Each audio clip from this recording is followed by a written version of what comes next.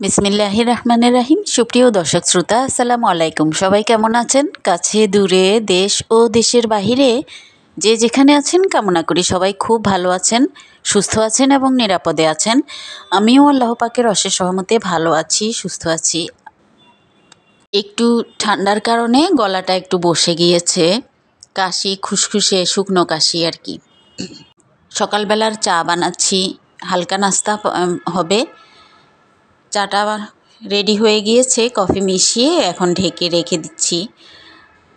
আমার হাজব্যান্ড বারান্দায় রোদ্রে বসে আছেন, ওনাকে ডাকছিলাম চা রেডি করে, তো উনি বলছেন একটু পরে খাবেন। তো এদিকে এসে আমি রান্নার আয়োজন করছি। সকাল বলতে এখন 8টা থেকে 8:30 মতো বাজে। তাড়াতাড়ি রান্না শেষ করে ফেলবো, সেজন্য রান্না বেশি একটা নাই।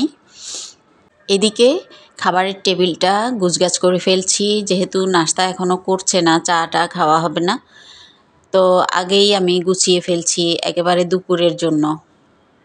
ইচ্ছে করছে রোদ্রে গিয়ে বসি, কিন্তু সময় শেষ হয়ে যাবে, তাড়াতাড়ি রান্না করতে হবে। আজকে একটু বেরোবো, কাজ আছে। তো এই যে চায়ের কাপ আমারটা আমি নিয়ে যাচ্ছি, উনি এখনও আসেননি খেতে, উনি রোদ পোহাচ্ছেন দেখে।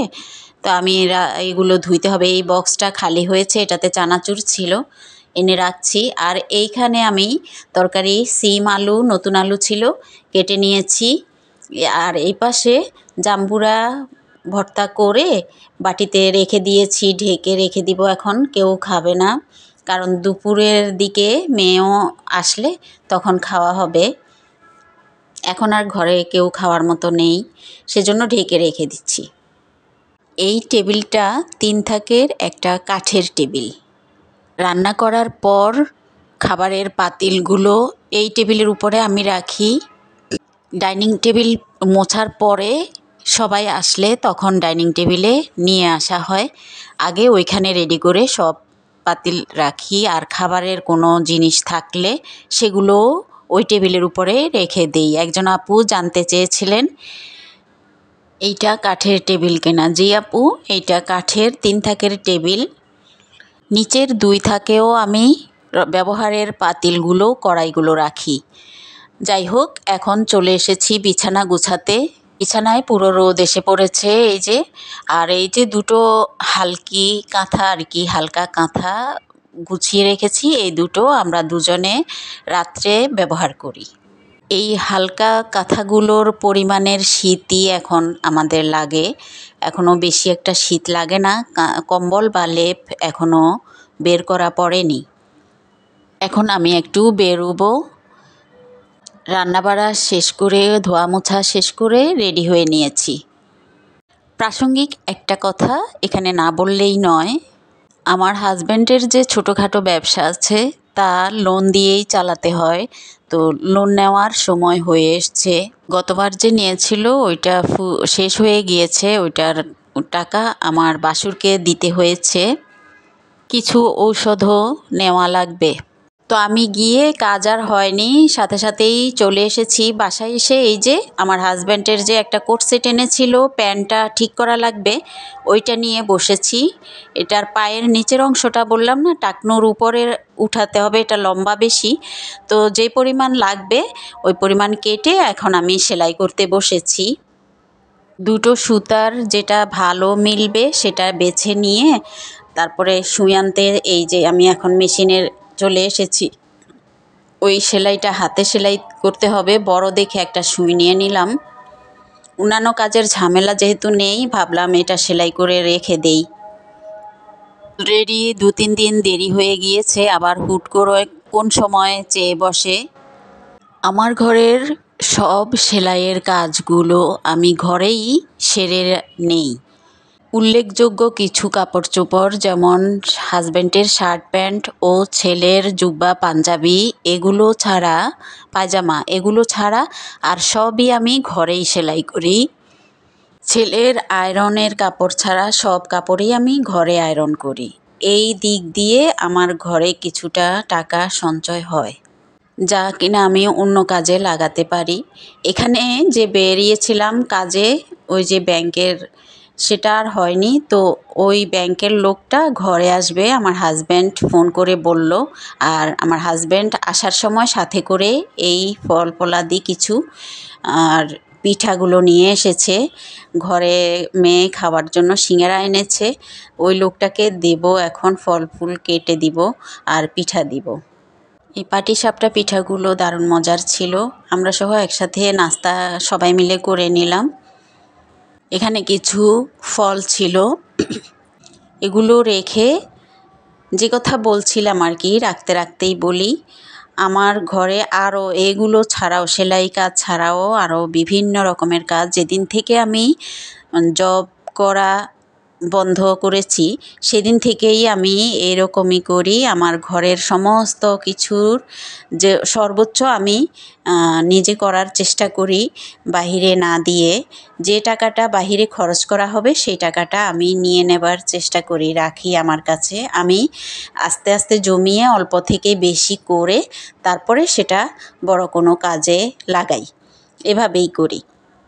এখন হচ্ছে বিকালবেলা, এরই মাঝে 2-3 বার আমি মেয়েকে ফোন দিয়ে দিয়েছি। মেয়ে প্রত্যেক দিন জোহরে নামাজের সময় চলে আসে, আজান দেওয়ার সময়, অর্থাৎ 12টা থেকে 1টার মধ্যে মেয়ে চলে আসে। আজকে এখনও আসেনি, আসরের আজান দিয়ে দিয়েছে। দুপুরে একবার ফোন দিয়েছিলাম, বলেছে এখনও উঠেনি গাড়িতে। তো পরে আসরের সময় যখন আজান দিয়ে দিল তখন আমি ফোন দিয়েছি, বলে যে জ্যামে আছে। আসরের অজু করতে যখন গিয়েছিলাম তখন মেয়ে এসছে, এসে অজু করে বের হয়ে দেখি আমার ডায়েরিটার উপরে দেখালাম এই ফুলটা এনেছে মেয়ে, এনে রেখেছে। তো আমি জিজ্ঞেস করিনি, ও তখন ওয়াশরুমে চলে গিয়েছিল। আমি এটাকে এনে এখানে রেখেছি, একটা টবে গেড়ে দিয়েছি আপাতত, যতক্ষণ এটা থাকে আর কি। আমি বেশ কয়েকবার ওর বারান্দায় গিয়ে দেখছিলাম, গাড়ি ঘোড়া আসলেই জ্যাম ছিল, আমি দেখিয়েছি, লক্ষ্য করেছেন কিনা জানি না। তারপরে এগুলো এখানে রেখে নামাজ আদায় করে নিয়েছি। দর্শক শ্রোতা, ভাই বোন, বন্ধুরা, যে যেখান থেকে আমার এই ভিডিওটা দেখছেন, প্লিজ ভিডিওতে একটা লাইক দিয়ে শুরু থেকে শেষ পর্যন্ত দেখে নেন। ভিডিওর কোনো অংশ ভালো লাগলে বন্ধুবান্ধবদের মাঝে শেয়ার করে দিতে পারেন, আর ছোট্ট একটা কমেন্টসের মাধ্যমে জানাতে পারেন। নতুন কোনো বন্ধু যদি আমার এই ভিডিও দেখে থাকেন তাহলে সাবস্ক্রাইব করে প্লিজ পাশে থাকা বেল বাটনের অল অপশনে প্রেস করে রাখবেন। এতে আমি কোনো নতুন ভিডিও দিলে আপনার কাছে নোটিফিকেশান চলে যাবে, আপনি আপনার সময় সুযোগ মতো ভিডিও দেখে নিতে পারবেন। আর আপনারা যারা যারা এই সমস্ত কাজগুলো করে ফেলেছেন ইতিমধ্যে, আপনাদেরকে অন্তরের অন্তঃস্থল থেকে অনেক অনেক অনেক ধন্যবাদ। এই ফাঁকে আমি চুলায় আচার বসিয়ে এসেছি, চালতা, জলপাই, বড়ই মিশিয়ে একসাথে আচার। তারপরে এখানে ডাইনিং টেবিলে এসে মেয়ে যে এনেছিল পলিব্যাগটা এখন খুলে নিয়েছি, দেখছিলাম এর ভেতরে কি আছে। ততক্ষণে মেয়েও দুটো নামাজ শেষ করে এসেছে, এখন ও দুপুরের খাবার খাবে। সন্ধ্যা প্রায় হয়ে এসছে। এখন আমি জিজ্ঞেস করছিলাম আর কি, ফুল আর পিঠা কিসের? ধানমন্ডি রবীন্দ্র সরোবর লেকে আজকে মেলা বসেছে, পিঠা উৎসব, পিঠার মেলা যেটাই বলেন। তো ও এখানে গিয়েছিল, ওর পছন্দের এবং সাধ্যের কিছু জিনিসপাতি এনেছে, ওর ব্যক্তিগত আর কি। আর এখানে পিঠা এনেছে, একটা ভাপা পিঠা, এটা ছিল গুড়ের তৈরি, নারকেল, চেরি ও বাদাম দেওয়া। পিঠার দাম নিয়েছিল 100 টাকা। একটা গোলাপ এনেছে 30 টাকা। এই যে একটা পায়েল, এই পায়েলটা এনেছে 30 টাকা। তো আমি বললাম, এগুলো কেন নিয়ে এসেছো? পিঠা আনার দরকার ছিল না, তোমার কিছু পছন্দের আরও থাকলে নিয়ে আসতা, আর টাকা খরচ করার দরকার ছিল না শুধু শুধু। তারপর আবার এটাও বলছিলাম যে তুমি বের হয়েছ যে এটাই বেশি। আমার মেয়েটা বেশি একটা ঘোরাঘুরি করে না, আছে না বন্ধুবান্ধবদের সাথে মিলেমিশে এদিকে ওদিকে যায়, ওরকম না, সেজন্য বললাম আর কি। আর পায়েলটা এরকম ছিল, দেখিয়ে দিলাম। পায়েলটার কালার থাকবে কি না জানি না, ও জিজ্ঞেস করছিল আম্মু এটা কালো হয়ে যাবে?